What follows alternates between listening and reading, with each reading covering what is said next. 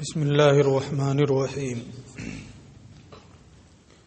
وَإِذَا كَانَ أَحَدُ الزَّوْجَيْنِ مُسْلِمًا فَالْوَلَدُ عَلَى دِينِهِ۔ کیونکہ بحث یہ چل رہی تھی کہ زوجین میں سے کوئی ایک مرتد ہو جائے یا کوئی اسلام لے آئے،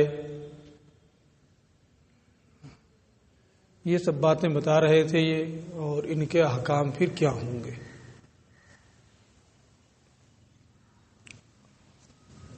اسی مناسبت سے یہاں پھر بچے کی پرورش کون کرے گا؟ جب زوجین میں سے ایک مسلمان ہو۔ بچہ کس کے حکم میں مانا جائے گا؟ جب ایک مسلمان ہو ایک نہ ہو۔ بہت سارے احکام اس سے متعلق ہوتے ہیں۔ یہاں یہ فرماتے ہیں کہ اذا کان احد الزوجین مسلمن، جب میاں بیوی میں سے کوئی ایک مسلمان ہو تو بچہ اسی کے دین پر ہوگا، یعنی بچے کو بھی مسلمان مانا جائے گا۔ اس کی نماز جنازہ پڑھی جائے گی، مسلمانوں کے قبرستان میں اسے دفن کیا جائے گا اگر کوئی حادثہ ہو تو۔ ایسا کیوں ہے؟ اس کی ابھی پورا پڑھ لیں تو ہم بتاتے ہیں۔ اسی طریقے سے ان اسلم احدہما، اگر کوئی ایک مسلمان ہے دوسرا نہیں ہے، جیسے ایک مسلمان ہے عورت کتابیہ ہے، تو بچہ کیا مانا جائے گا؟ جو مسلمان ہے اسی کے دین پر، باپ ہی مسلمان رہے گا۔ وَكَذَلِكَ إِنْ أَسْلَمَ أَحَدُهُمَا وَلَهُ وَلَدٌ صَغِيرٌ، اسی طرح سے اگر میاں بیوی میں سے کوئی ایک اسلام لے آئے، مسلمان ہو جائے، اور ان کے پاس ایک نابالغ بچہ ہو، تو یہ نابالغ لڑکا کس کے تابع ہوگا؟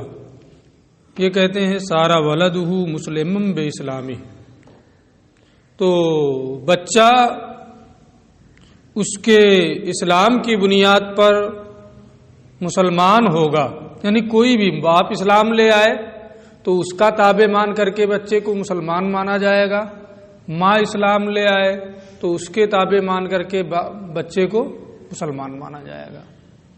جو بھی مسلمان ہو جائے، اگر کوئی بھی مسلمان ہو جائے تو بچے کو اسی کے تابع مان کر مسلمان مانیں گے، مسلمان ٹھہرائیں گے۔ وَإِنْ كَانَ أَحَدُ الْأَبَوَيْنِ كِتَابِيًّا وَالْآخَرُ مَجُوسِيًّا، یہاں مسلمان کوئی نہیں ہے، ماں باپ میں سے ایک کتابی ہے اور دوسرا مجوسی ہے۔ ایک کتابی ایک مجوسی، چاہے باپ ہو یا ماں ہو، اس صورت میں حکم کیا ہوگا؟ یہ کہتے ہیں فَالْوَلَدُ کتابی، بچہ کیا ہوگا؟ کتابی ہوگا۔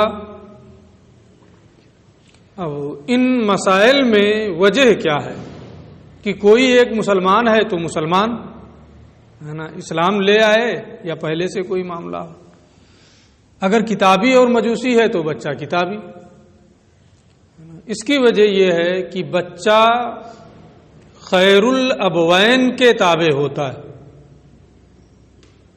یعنی ماں باپ میں جو بہتر ہو بچہ اسی کے تابع ہوتا ہے۔ جو مسلمان ہو جائے، خواہ باپ یا ماں وہی بہتر ہے، اس لیے اسی کے تابع مان کر کے بچے کو اسی کا حکم دیا گیا۔ اور آخری مسئلے میں کہ کتابی اور مجوسیوں کا کسی سماوی کتاب پر ایمان نہیں ہوتا ہے اور کتابی آسمانی کتاب پر ایمان رکھتے ہیں، تو ان میں اگرچہ کوئی مسلمان نہیں ہے لیکن کتابی مجوسی سے بہتر ہے، اور بچہ خیر الابوین کے تابع ہوتا ہے۔ خیر الابوین کا مطلب میں بتا دیا ہوں، اس لیے یہاں اگر ایک کتابی اور ایک مجوسی ہے تو بچہ کتابی کے تابع مانا جائے گا اور وہ کتابی ہوگا۔ ٹھیک ہے، سارے مسئلوں کی وجہ ہو گئی۔ اب پھر مسئلے کی نوعیت بدل رہی ہے، دوسرا مسئلہ یہ بتا رہے ہیں، وَإِذَا تَزَوَّجَ الْكَافِرُ بِغَيْرِ شُهُودٍ، اور جب غیر مسلم بغیر گواہوں کے نکاح کر لے، مسلمان کے لیے تو بغیر گواہوں کے نکاح کرنا درست نہیں ہے نا، گواہوں کے سامنے ہونا یہ شرائط نکاح سے۔ تو کسی غیر مسلم نے بغیر گواہوں کے نکاح کر لیا، ایک مسئلہ۔ دوسرا مسئلہ، او فی عدت کافرن، یا ایسی عورت سے نکاح کر لیا جو عورت کسی غیر مسلم کی عدت میں تھی، یعنی پہلے کسی غیر مسلم کے نکاح میں تھی، اس نے چھوڑ دیا ہے اور ابھی اسے 3 حیض نہیں آیا ہے، ابھی عدت ہے، ہمارے اعتبار سے ابھی اس کی عدت کا زمانہ چل رہا ہے، لیکن ان کے یہاں تو ایسا کچھ ہے نہیں، تو ابھی عدت ہی کا زمانہ چل رہا تھا، ایک نے طلاق دی، ایک نے چھوڑا تھا، اب دوسرے نے نکاح کر لیا عدت ہی کے زمانے میں۔ تو غیر مسلم نے بغیر گواہوں کے نکاح کر لیا یا کسی ایسی عورت سے نکاح کر لیا جو کسی غیر مسلم کی ابھی عدت میں تھی، ہمیں اس سے کیا لینا دینا ہے نا، لیکن کہیں ضرورت پڑے گی ہے نا، کہاں ضرورت پڑے گی ابھی یہ بتا رہے ہیں۔ وَذَلِكَ فِي دِينِهِمْ جَائِزٌ، اور ایسا کرنا ان کے دین میں درست ہو، یعنی بغیر گواہوں کے نکاح کرنا ان کے ہاں جائز ہو، درست ہو۔ ایسے ہی کسی کی معتدہ سے نکاح کرنا یہ ان کے ہاں جائز ہو۔ ہمیں حکم کیا ہے؟ نترکہم وما یدینون، جو بھی ان کا اپنا دین ہے ہم انہیں ان کی حالت پر چھوڑ دیں۔ تو ان کا یہ ہے کہ بغیر گواہوں کے نکاح ہو جائے گا، کریں بنا، ہمیں کیا لینا دینا ہے۔ یہ ہے کہ کسی کی عدت میں ابھی عورت ہے تو وہ نکاح کر لیتے ہیں آپس میں، کریں، ہمیں کیا لینا دینا ہے۔ لیکن اگر کسی نے کر لیا اس طرح سے نکاح، ان کے دین میں صحیح تھا اور کر لیا اور پھر اسلام لے آئے، تو اب یہاں ضرورت پڑے گی، یہ پوچھا جائے گا کہ سابقہ جو نکاح ہوا تھا بغیر گواہوں کے ان دونوں کا ہے نا، یا سابقہ نکاح جو ہوا تھا اور عورت عدت میں تھی، تو اب اسلام لانے کے بعد کیا اس نکاح کو پھر سے کرنا پڑے گا یا وہی نکاح کافی؟ سمجھ میں بات آ رہی ہے نا؟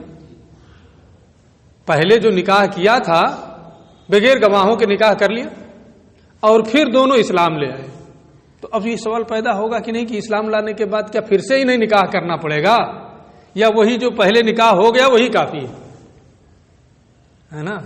ایسے ہی عورت کسی غیر مسلم کی عدت گزار رہی تھی، عدت ہی میں اس نے نکاح کر لیا اور پھر بعد میں دونوں اسلام لے آئے، تو یہ ہوگا کہ اس نے معتدہ سے نکاح کیا تھا تو وہ سابقہ نکاح درست ہے یا پھر سے نکاح کرنا پڑے گا، سوال ہوگا ہے نا؟ اسی کے لیے یہاں انہوں نے کہا ہے ثم اسلم، پھر وہ دونوں اسلام لے آئیں تو کیا کریں گے؟ سابقہ نکاح پر انہیں باقی رکھیں گے یا نئے سرے سے نکاح پڑھائیں گے؟ یہ کہتے ہیں اقر علیہ، ان دونوں کو ان کے نکاح سابق پر باقی رکھا جائے گا، نہیں حکم دیا جائے گا کہ تم پھر سے نکاح پڑھاؤ، اس لیے کہ ان کا وہ نکاح جب انہوں نے نکاح کیا تھا تو ان کے دین کے حساب سے درست تھا. اس وقت ہمیں حکم تھا کہ ہم انہیں ان کے دین پر چھوڑ دیں، اور جب وہ اسلام لا رہے ہیں تو وہ میاں بیوی ہیں، وہ دونوں کیا ہیں؟ زوجین ہیں، میاں بیوی، اس لیے ہم انہیں ان کی حالت پر چھوڑ دیں گے. اور جب وہ اسلام لائیں گے تو پھر انہیں لازماً یہ نہیں کہا جائے گا کہ تم لوگ تجدید نکاح کرو پھر سے. ہاں احتیاطاً کر لیں، الگ چیز ہے نا، احتیاط الگ چیز ہے. یہ مسئلہ ہو گیا. پھر اس کے بعد ایک دوسری صورت یہ بتا رہے ہیں کہ عدت میں بغیر گواہوں میں اگر نکاح کیا، اسلام لے آئے، تو حکم یہ ہے کہ انہیں سابقہ نکاح پر باقی رکھا جائے. لیکن اگر مجوسی اپنی ماں سے نکاح کر لے، جیسا کہ ان کے یہاں یہ درست ہے، یا اپنی بیٹی سے نکاح کر لے، یہ بھی ان کے یہاں درست ہے. اسی کو کہہ رہے ہیں وَإِن تَزَوَّجَ الْمَجُوسِ أُمَّهُ أَوْ بِنْتَهُ، اور اگر مجوسی اپنی ماں یا اپنی بیٹی سے نکاح کر لے، ثم اسلم، اور پھر یہ دونوں اسلام لے آئیں، تو کیا ان دونوں کو نکاح پر باقی رکھا جائے گا یا الگ الگ کیا جائے گا؟ اس کے بارے میں یہ کہتے ہیں فرق بینہما، نہیں رہنے دیا جائے گا ایک ساتھ. اوپر والے میں تو کہا کہ رہنے دیا جائے گا، جیسے تھے ویسے رہیں، ہے نا. یہاں کہہ رہے ہیں نہیں رہنے دیا جائے گا. فرق بینہما، ان دونوں کو الگ الگ کر دے گا قاضی.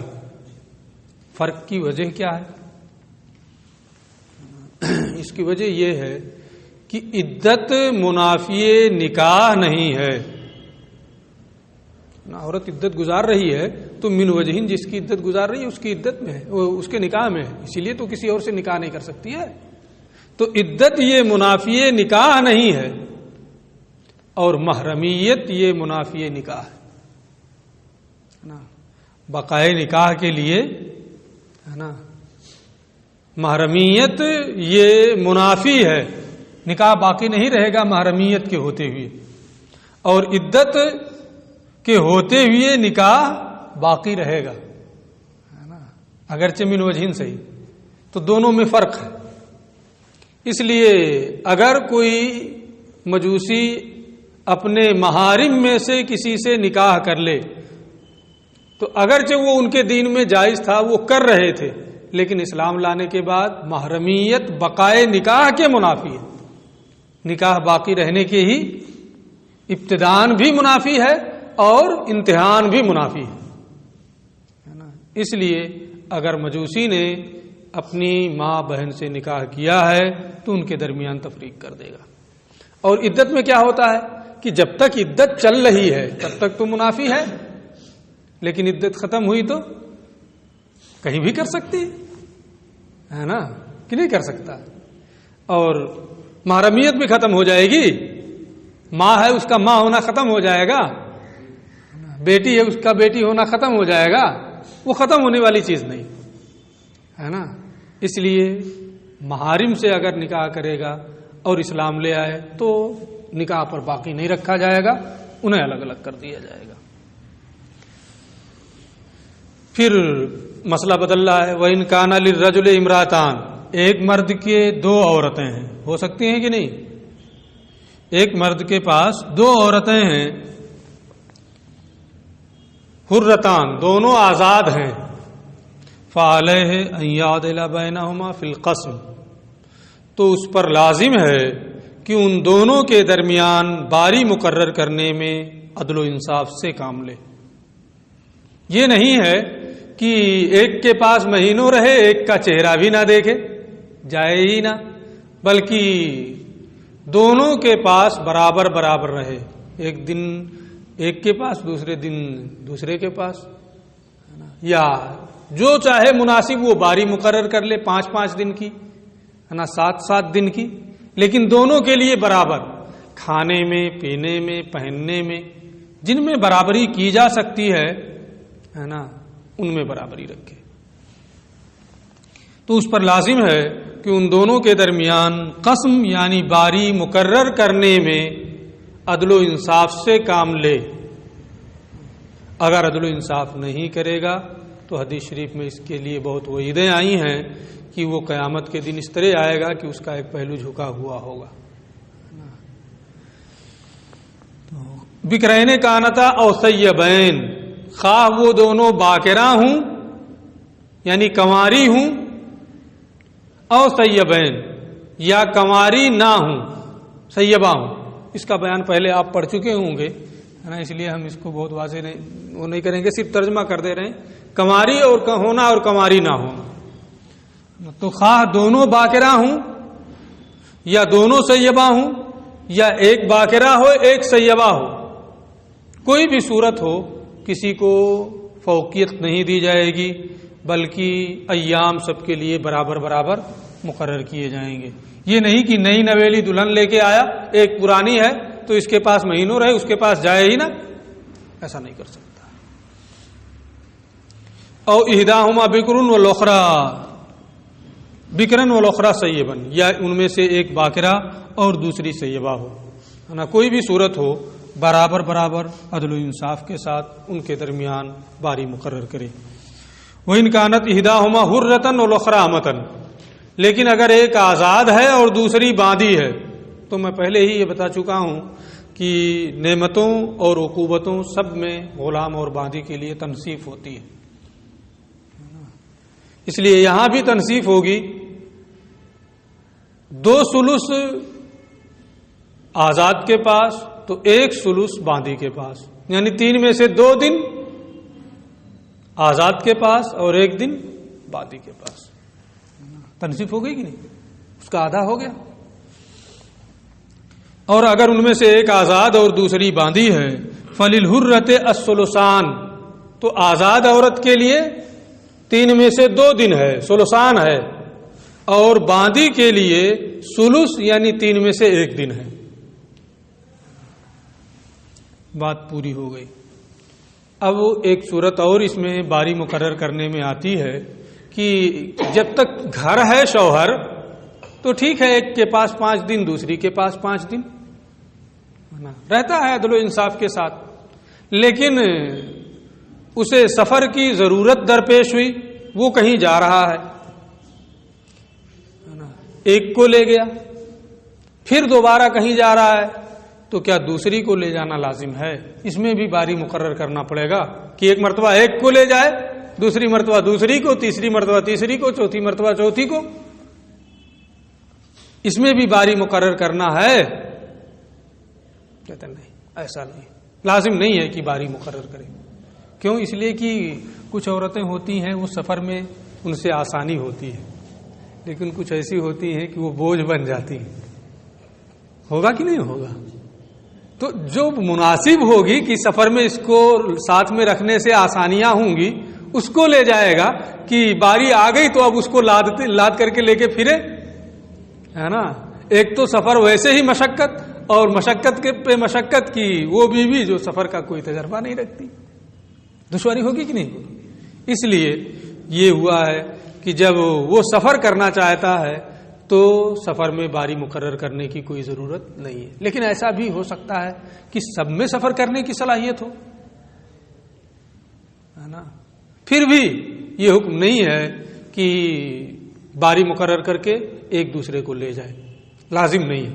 ہاں، ان کی خوش دلی کے لیے اگر قرآن اندازی کر لے کہ جس کا نام نکلے گا اس کو لے جائیں گے تو بہتر ہے. ٹھیک ہے، دیکھیں.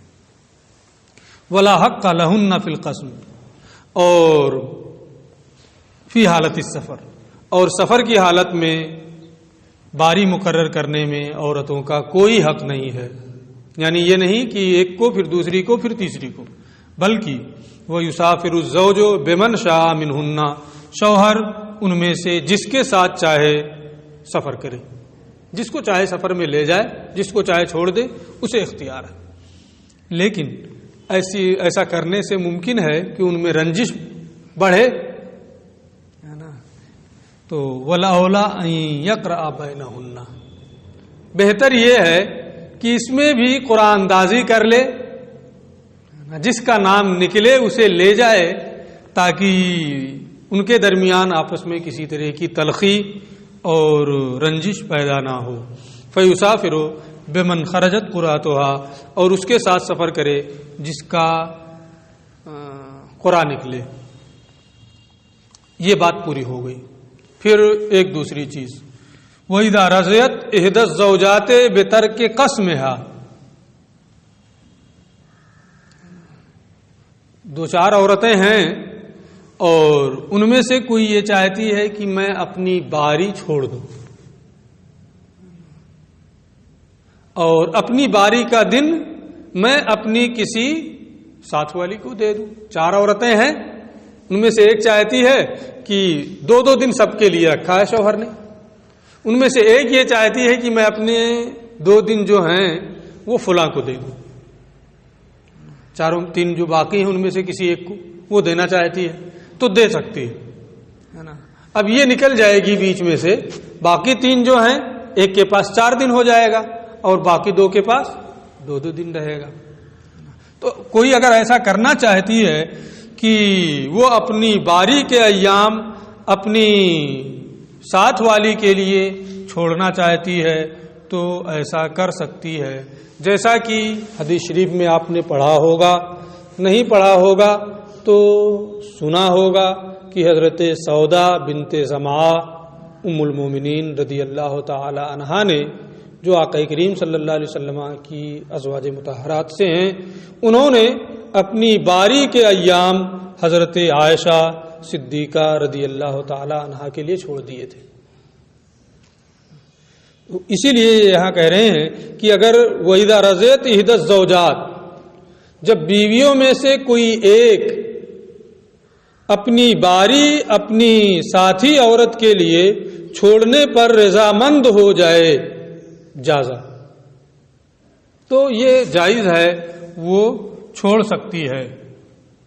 لیکن یہ لازم نہیں ہو جائے گا کہ جب چھوڑ دیا ایک مرتبہ تو اب زندگی بھر چھوڑے رہنا ہے نا، بلکہ اسے اختیار ہے کہ پھر جب وہ چاہے تو اس سے رجوع کر لے اور اپنے ایام اپنے پاس رکھے. ٹھیک ہے، جازا لہا، تو یہ اس کے لیے جائز ہے. وَلَهَا أَن تَرْجِعَ فِي ذَلِكَ، اور اس کے لیے یہ بھی درست ہے کہ اس سلسلے میں پھر رجوع کر لے اور اپنے باری کے ایام اس سے واپس لے لے. ٹھیک ہے، بات سمجھ میں آ رہی ہے نا. کتاب الرضا، یہ رضا اور رضا دونوں ہے، لیکن میں رضا ہی پڑھتا ہوں اور وہی پڑھوں گا، وہی فصیح بھی ہے نا. کتاب الرضا، رضاعت کا بیان، دودھ کے رشتے کا بیان.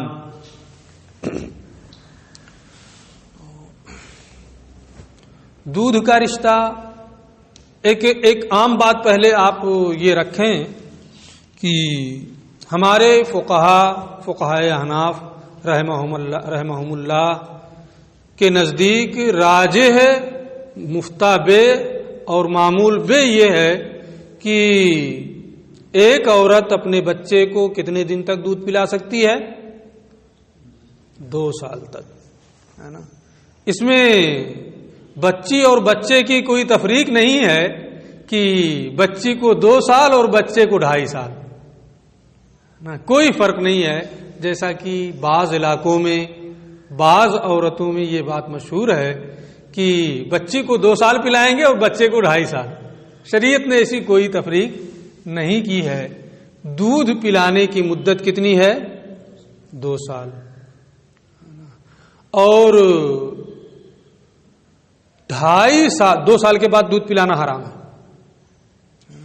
اور 2.5 سال تک دودھ پلانے سے حرمت رضاعت ثابت ہو جائے گی.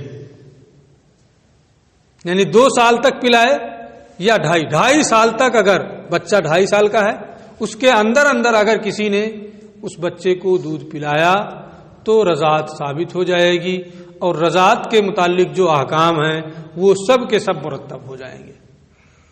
تو دونوں میں تھوڑا فرق ہے، اس کو آپ کو یاد رکھنا ہے کہ دودھ پلانے کی جو مدت ہے وہ تو 2 سال، لیکن رضاعت ثابت ہونے کے لیے جو مدت ہے وہ کتنی ہے؟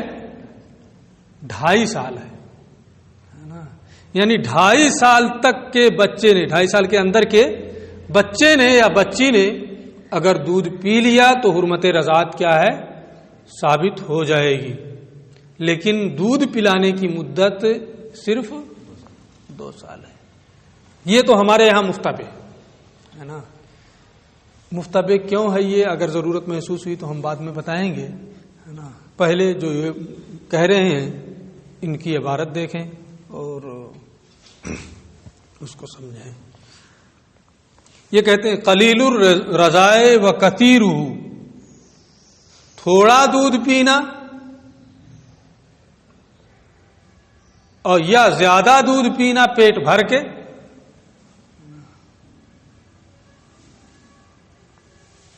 اذا حصل فی مدت الرضاء، جب مدت رضاعت دودھ پلانے کی مدت میں حاصل ہو، یعنی دودھ پلانے کی مدت میں کوئی دودھ پیے تو چاہے کم پیے یا زیادہ پیے، شکم سیر ہو کر کے پی لے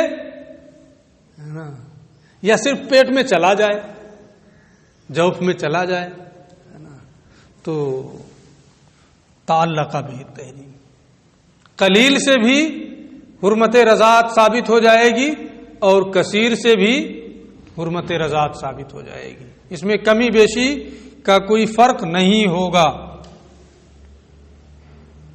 اتنی بات تو ہو گئی، بات سمجھ میں آ گئی۔ تھوڑا پیے زیادہ پیے، پیٹ بھر کے پیے یا صرف جوف میں چلا جائے، رضاعت اگر مدت رضاعت میں ہے، دودھ پینے کی مدت میں ہے تو حرمت رضاعت ثابت ہو جائے گی۔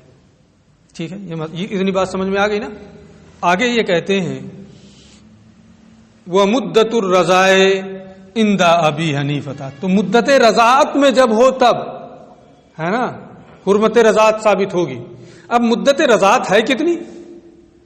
یہ کہتے ہیں کہ رضاعت کی مدت امام اعظم ابو حنیفہ رحمت اللہ تعالی علیہ کے نزدیک 2.5 سال ہے۔ کتنی؟ 2.5 سال، 30 شہر۔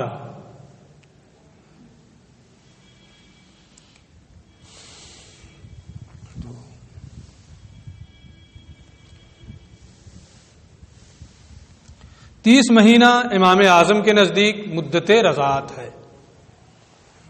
یہ امام کا یہ قول قرآن شریف میں کیا ہے؟ حملہ و فصالہ 30 شہر، ہے نا، 30 مہینہ۔ اور 2 چیزوں کی جب ایک مدت بیان کی جائے تو کیا اس میں تقسیم کی جائے گی؟ جیسے آپ اس وقت مان لیجئے کہ روزانہ 6 گھنٹیاں مان لیں کہ پڑھ رہے ہیں، ہے نا، تو اب اگر آپ یہ کہیں کہ 30 دن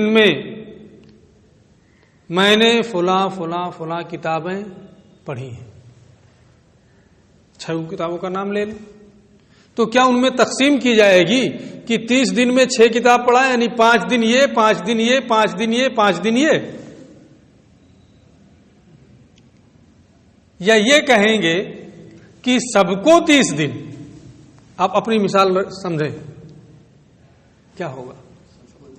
سب کو 30 دن نا، کہ 30 دن 5 کتابیں پڑھی ہیں تو 5 دن قدوری پڑھا، 5 دن موطا پڑھا، 5 دن قطبی پڑھا، ہے نا، ایسا ہوگا۔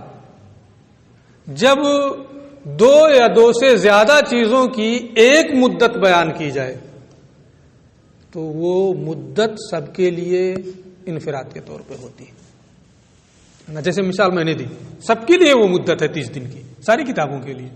ایسے ہی قرآن میں کیا کہا گیا؟ میں امام کا مذہب سمجھا رہا ہوں، ہے نا، اس لیے جو میں ابھی سمجھا رہا ہوں صرف اتنا سمجھنا ہے، باقی جو آئے گا تو دیکھا جائے گا۔ تو امام نے فرمایا کہ حمل اور فصال دونوں کی مدت کتنی بیان کی گئی؟ 30 مہینہ۔ تو حمل کی بھی مدت 30 مہینہ ہوگی اور دودھ چھڑانے کی بھی مدت کتنی ہوگی؟ 30 مہینہ ہوگی۔ تو اس لیے امام نے فرمایا کہ فصال یعنی دودھ چھڑانے کی مدت کتنی ہے؟ 30 مہینہ 2.5 سال۔ اب یہ اعتراض ہوگا یہاں کہ پھر حمل کی مدت بھی 2.5 سال ہو، حالانکہ زیادہ سے زیادہ مدت حمل کتنی ہے؟ 24 مہینہ۔ 24 مہینہ، کم سے کم 6 اور زیادہ سے زیادہ 24 ماہ ہے۔ کون سا حمل ہوتا ہے؟ بیوی حاملہ ہوتی ہے اور کون سا حمل ہوتا ہے؟ اس کے پیٹ میں بچہ ہوتا ہے اور کون سا حمل ہوتا ہے؟ وہ ایک عادت ہے، وہ ایک عادت ہے، عام طور پہ ایسا ہوتا ہے اس لیے لوگ وہی سمجھتے ہیں، ہے نا؟ ورنہ حمل کی اقل مدت کتنی ہے؟ 6 ماہ اقل مدت، کم سے کم، ہے نا؟ 6 مہینے سے پہلے بچہ پیدا نہیں ہوگا۔ تو اقل مدت کتنی ہے؟ 6 ماہ، اور اکثر مدت 24 ماہ۔ میں تو سوچا تھا یہ سب جانتے ہوں گے، اس کو بتانے کی ضروری ہی نہیں ہے نا؟ تو اکثر مدت کتنی ہے حمل کی؟ 24 اور اقل 6۔ حمل کی مدت قرآن میں کتنی بیان کی گئی؟ 30۔ ایسے ہی فصال کی بھی 30 مہینے بتائی گئی ہے۔ تو فصال میں تو امام نے فرمایا 30، لیکن حمل میں کیا کہتے ہیں؟ 24 مہینہ، زیادہ سے زیادہ 24۔ یہاں کیوں نہیں 30 کہتے ہیں؟ اعتراض ہوگا کہ نہیں؟ جب اس کے لیے الگ سے 30 مانا تو اس کا بھی 30 ہی ہوگا۔ امام کی طرف سے اس کا یہ جواب ہے کہ حضرت عائشہ صدیقہ رضی اللہ تعالی عنہا سے حدیث مروی ہے کہ بچہ اپنی ماں کے شکم میں 24 مہینے سے زیادہ 2 سال سے زیادہ نہیں رہتا ہے۔ اس حدیث کی بنیاد پر امام نے حمل والے میں تو 24 مہینہ 2 سال کا قول کیا، ہے نا؟ 6 ماہ وہاں کم ہو گیا اس حدیث کی وجہ سے، لیکن فصال میں ایسی کوئی چیز نہیں ہے، اس لیے وہاں آپ پورے 2.5 سال 30 مہینے رضاعت اور فصال کی مدت قرار دیتے ہیں۔ ٹھیک ہے؟ امام کو فصال کا معنی وہی دودھ چھڑانے کی مدت، کتنے دن میں دودھ چھڑائے۔ ٹھیک ہے؟ یہ امام کا مذہب ہو گیا۔ تو امام کے نزدیک دودھ پلانے کی مدت کتنی ہے؟ دودھ پلانے کی مدت امام کے نزدیک 2.5 سال، وعندہما، اور صاحبین کے نزدیک سنتان، 2 سال۔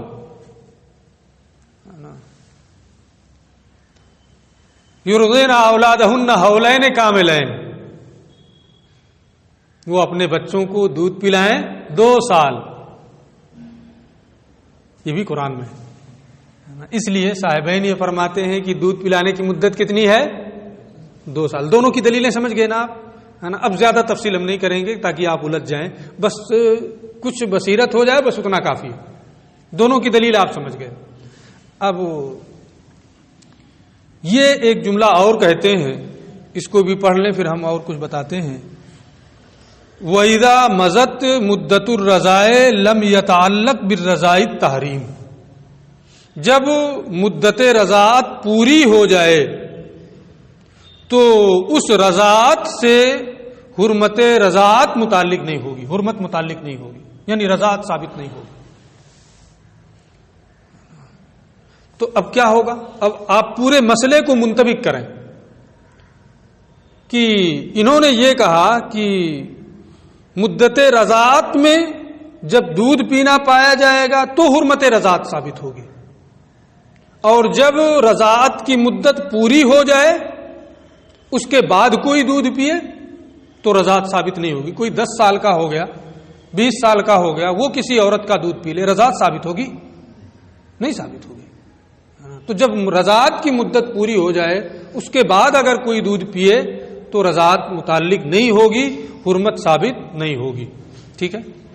اب منطبق کرنا ہے یہاں ایک چیز، میں جو مسئلہ بتایا ہوں اس سے اور اس کو، اس کا صاف مطلب یہ ہوا کہ صاحبین کے نزدیک 2 سال دودھ پلانے کی مدت ہے، تو 2 سال کی مدت، 2 سال یہ دودھ پلانے کی بھی مدت ہے نا، اور 2 سال کے اندر اندر جب دودھ پیے گا کوئی تو حرمت رضاعت متعلق ہوگی، ورنہ نہیں۔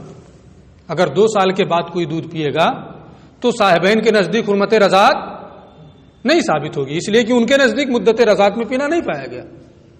جب 2 سال کے بعد وہ پیے گا تو مدت رضاعت میں پینا پایا گیا صاحبین کے نزدیک۔ صاحبین کے نزدیک جب 2 سال کے بعد پیے گا تو رضاعت کی مدت میں دودھ پینا نہیں پایا گیا، اس لیے ان کے نزدیک کیا ہوگا؟ رضاعت ثابت نہیں ہوگی۔ لیکن 2 سال کے بعد اگر کوئی دودھ پیے تو صاحبین کے نزدیک کیا ہوگا؟ کہ حرام ہے، یہی تو ہوگا صاحبین کے نزدیک، اس لیے کہ دودھ پلانے کی مدت 2 ہی سال ہے، تو 2 سال کے بعد کوئی دودھ پیے گا تو کیا ہے؟ حرام ہے۔ اتنی بات۔ دوسری بات، اور اگر 2 سال کے بعد کوئی دودھ پیے تو امام کیا فرمائیں گے؟ نہیں حرام ہے، یہی تو ہوگا۔ وہ کیا کہیں گے؟ نہیں حرام ہے، کیونکہ وہ کہتے ہیں 2.5 سال پلانے کی مدت ہے، تو 2.5 سال تک تو جائز ہی کہتے ہیں، تو حرام کیا ہو جائے گا 2 سال کے بعد؟ ہے کہ نہیں ہے؟ تو 2 سال کے بعد اگر دودھ پی رہا ہے تو امام کے نزدیک کیا ہوگا؟ کہ حرام نہیں ہے۔ لیکن ایک چیز ہوگی کہ اگر 2.5 سال تک پی لیا تو رضاعت ثابت ہو جائے گی۔ وہ کیا کہہ رہے تھے صاحبین کہ 2 سال کے بعد پیا تو رضاعت ثابت نہیں ہوگی اور پینا حرام ہے اس کے بعد۔ امام کیا کہتے ہیں کہ 2 سال کے بعد 2.5 سال کے اندر اندر تک پینا حرام نہیں ہے اور پیے گا تو رضاعت ثابت ہو جائے گی۔ فرق ہے نا۔ اور ہم نے کیا بتایا ہے کہ 2 سال تک دودھ پلانے کی مدت ہے اور حرمت رضاعت 2.5 سال تک پینے سے ثابت ہو جائے گی، یہی تو بتایا ہے مفتابے۔ یہ ہمارے فقہا نے احتیاطاً اختیار کیا ہے، یعنی دودھ پلانے کی مدت میں صاحبین کا قول لیا ہے کیونکہ وہی اسی میں احتیاط ہے۔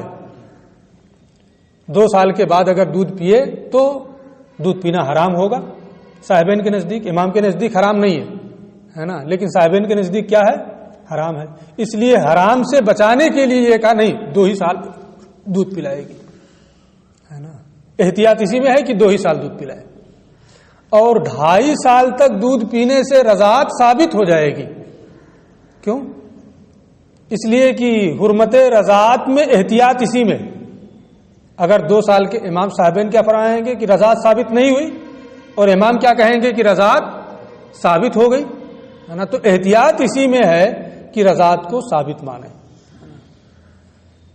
اس لیے دودھ پلانے کی مدت میں احتیاطاً صاحبین کا قول لیا گیا ہے اور رضاعت کے ثابت ہونے کے معاملے میں احتیاطاً امام کا قول لیا گیا ہے۔ بات سمجھ میں آ گئی ہے؟ اگر نہ سمجھ میں آئی ہوگی تو بار بار اس کو سنیے گا، پھر بھی اگر نہ سمجھ میں آئے تو مجھ سے کہیے گا، باقی کا درس کل انشاءاللہ۔